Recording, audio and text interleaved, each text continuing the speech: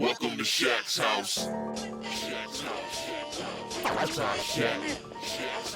You're now in Shaq's house. Welcome to Shaq's house. Make sure when you spell the man's name, it's all caps. Shaq House. What's up, baby? It's your boy Shaq House here. All caps like my man MF Doom right here. Mad Villain. What we doing today? But first of all, hope y'all had a real good week. Yeah, I had a good week my damn self. I decided to go back now. That's right. Decided to go back to one of my old series. One of the ones that got me noticed. Marvel's Dumbest Mutant Powers. I did 7 of them almost a year ago. Now I'm starting to back up again. I want to go for a lucky number 10. That's right, full number 10. 10 straight victories in this Mortal Kombat shit. That's right. So we're going to do number 8 today. And in reference to one of my viewers and one of my earlier comments on one of these videos, yeah, I brought back the old funeral music for this. That's right, the Thomas Newman instrumental that I was using before. That's right. So watch, enjoy, and just like the movie Belly, this is gonna make a nigga dick get hard like Rottweiler, like Lennox said. Check it out and enjoy. Number 8. Sunset Grace. Sunset Grace has the mutant power to access and control a pocket-dimensional space. She can create spatial distortions that swallow up her, other people, and objects, transporting them from standard reality to her pocket reality. In that reality, Grace is able to alter physical laws and control the shape and composition of her surroundings. She can even create artificial life in the form of semi-sentient interactive beings formed out of her own thoughts. Okay, Sunset Grace, she was a craftswoman living in one of the islands on St. Bart's. She was a one-shot character and hasn't been seen or mentioned since her first and only appearance. Her power is basically reality warping, but it's limited to a pocket dimension subject to her control. But first of all, where did that dimension come from, and how is she linked to it? It said that she created it, but what that means is pretty vague. Her mutant power gave her access to her own personal Never Never Land, but then she grew up, got married, and had a child.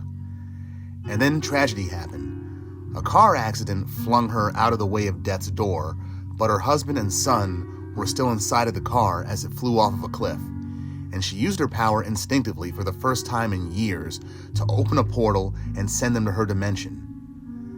But she went catatonic after that trauma because she was uncertain of her family's survival, so a young Charles Xavier was called in.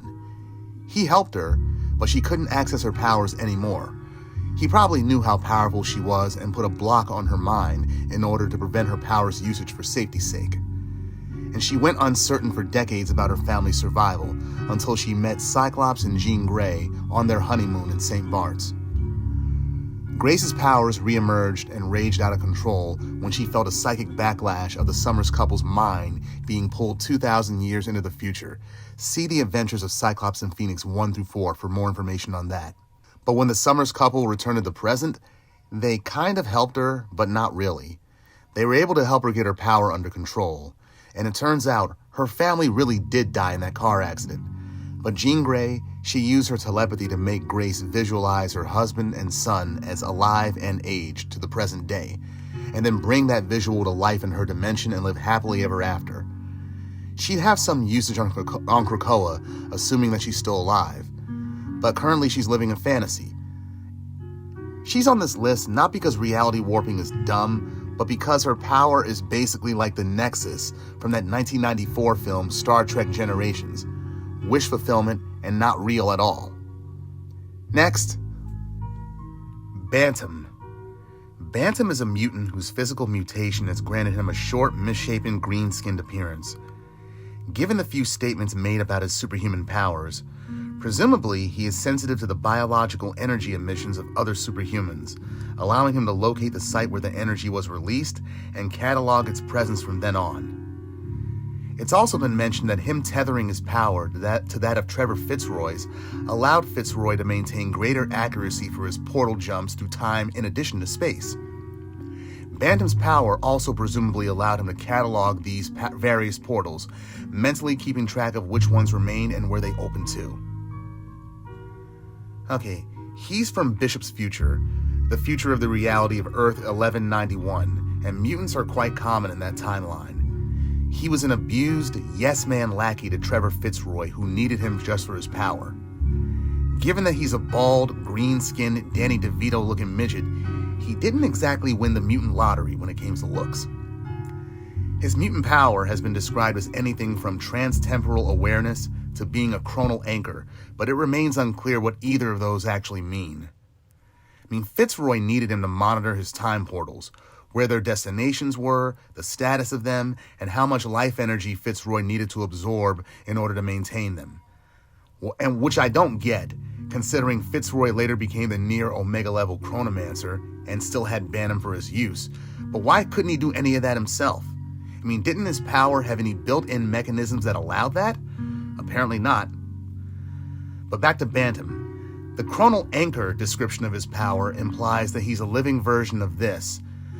The armband that Bishop wore in the X-Men 90s animated series, the armband that he wore that was invented by Forge, that anchored him in the past, and how without it, he would come crashing back to his native timeline. If that's the case, then Bantam's power is largely useless on its own. Next, Shaky Kaufman. Shaky Kaufman's mutant power was his mutated suprarenal, that's adrenal glands. His glands generated an unusual number of hormones, specifically adrenaline, which altered his cellular metabolism. As a result, adrenaline flowed unchecked through both his brain and his body, temporarily enhancing his strength to superhuman levels and rendering him unable to feel pain, but also destabilizing his emotional output, leaving him prone to fits of extreme violence. Okay, he's a Jewish crime lord from District X, the predominantly mutant section in Manhattan, and his power is that he has a superhuman adrenaline gland. And so surges of adrenaline overload his body, giving him super strength and nerve endings that feel no pain, but it also makes him prone to violent mood swings. He has a loyal bodyguard named Mr. Punch, who is a mutant who feels no pain, so he's literally used as a punching bag for Shaky's fits of rage.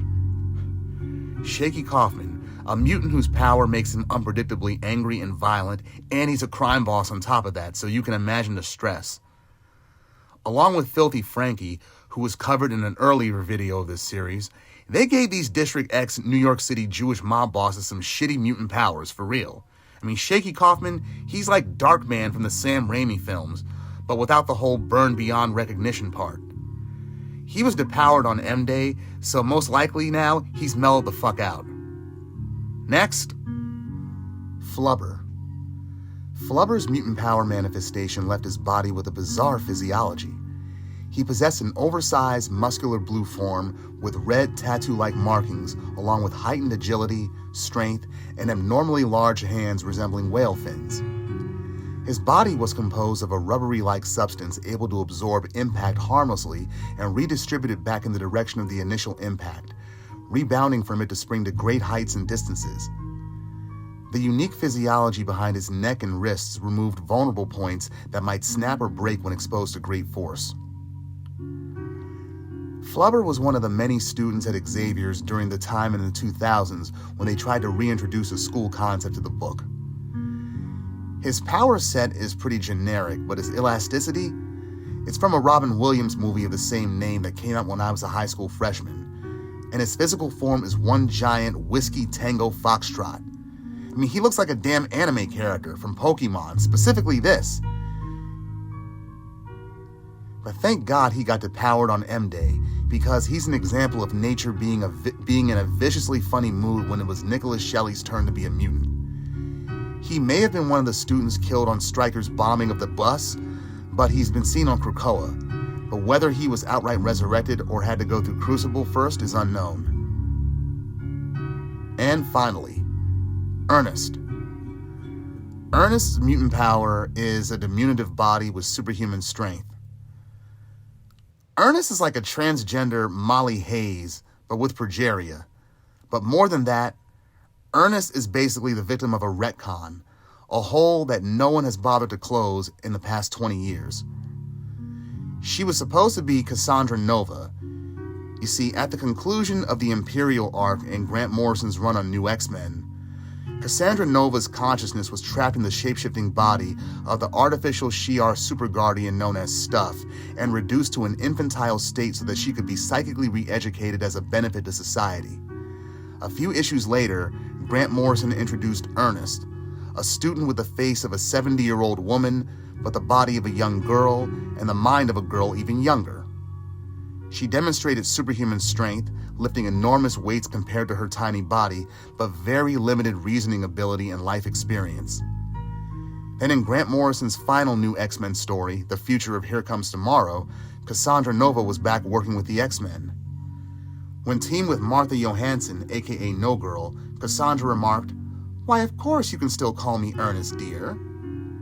So this indicated that Ernest was the regressed Cassandra Nova, and her body was likely still the Super Guardian Stuff, just morphed into a new humanoid state once her psychic tutelage progressed enough that the X-Men believed that she could be incorporated into the student body. But after Morrison left, Ernest and Cassandra Nova popped up in separate places. As I recall, Ernest's first post-Grant Morrison appearance was New X-Men, the second New X-Men series that focused on the students, New X-Men issue number 23, just right after M-Day.